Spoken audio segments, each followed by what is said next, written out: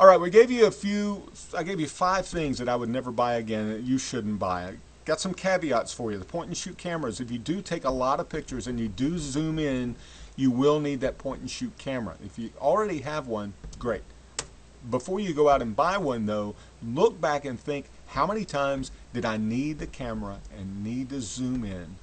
How many times did I need to get pictures from 30 yards away and I needed to zoom in?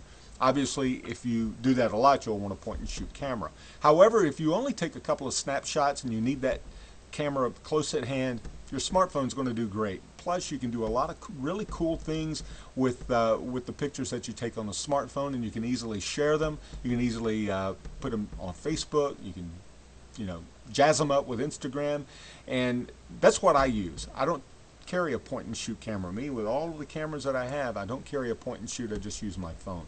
Number 2, I talked about GPS. I use my smartphone. In fact, I just found this. This is my GPS that I'd used for several years, and it's sitting on my desk now because I now use MapQuest for mobile. That is a free app, MapQuest, the number 4, mobile. It's available for both Android and iPhones. You can download that. It does everything, including voice, turn-by-turn directions, and I use either that or I use well, here we go.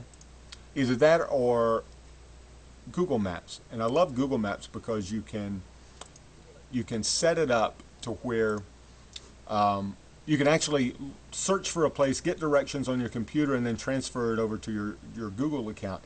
Here's what you'll need. You'll need some sort of mount for your phone. This is one for $20 at Amazon. There are some others that are a lot more expensive that will actually charge your phone while you're driving, and I recommend you get one of those because using a map is going to run down the battery. This one's $20. You'll need something like that in order to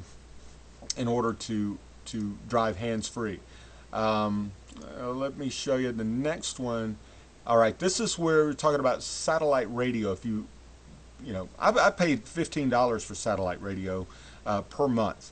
Then I had to buy the device, which was another $80, and I was pretty happy with it. I listened to it all the time, but then I got my smartphone and Pandora and Spotify, and what I did was I got me one of these FM transmitters, and this one's $45.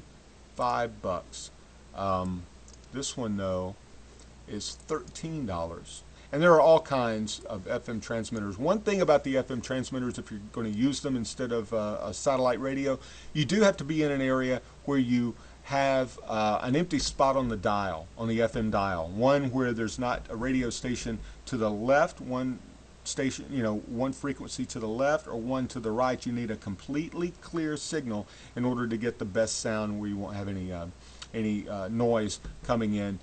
Otherwise, a lot of the new cars have a little mini plug input in their cars, and if you have one of those, if you have a newer car, you can simply plug that into the earphone jack and then go right into the car stereo system, and the sound is just like you would hear on satellite radio. Now, one of the reasons that you might want to keep satellite radio is if you listen to a lot of news, CNN, Fox, or I used to listen to Major League Baseball, I used to listen to NASCAR. If you listen to those things, those live performances, you might want to keep that satellite radio.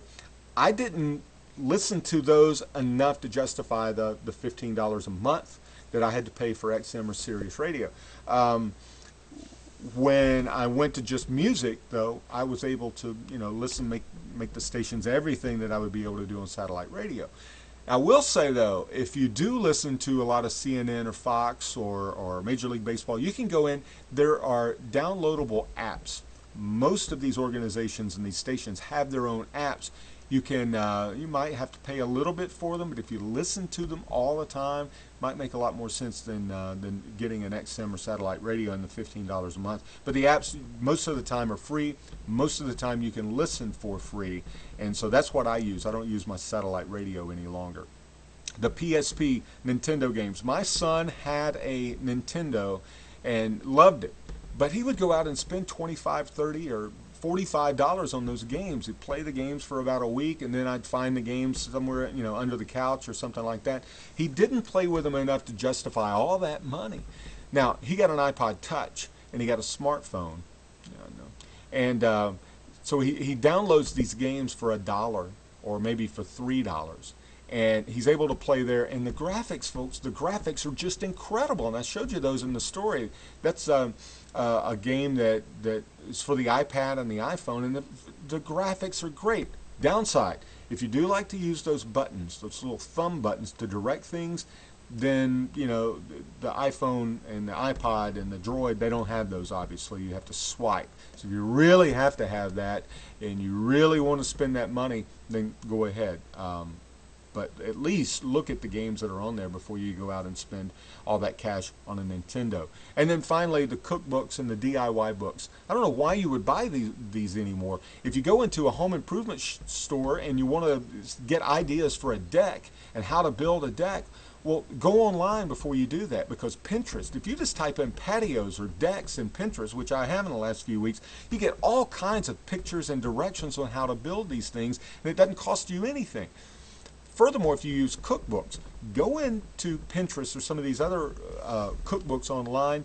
Epicurious has a great website and a great app. You can go in there and you can find recipes for everything, and then you can organize those just like you would see in a cookbook, and it's all free. Oh, and YouTube.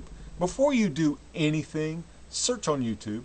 Search on YouTube for how to fix whatever. I've learned how to stain concrete, clean a furnace. I also learned how to play the guitar. A little bit, just using a YouTube video. They're experts. Oh, and I've fixed 2 computer monitors that way, rather than sticking them out in the yard or taking them to a shop.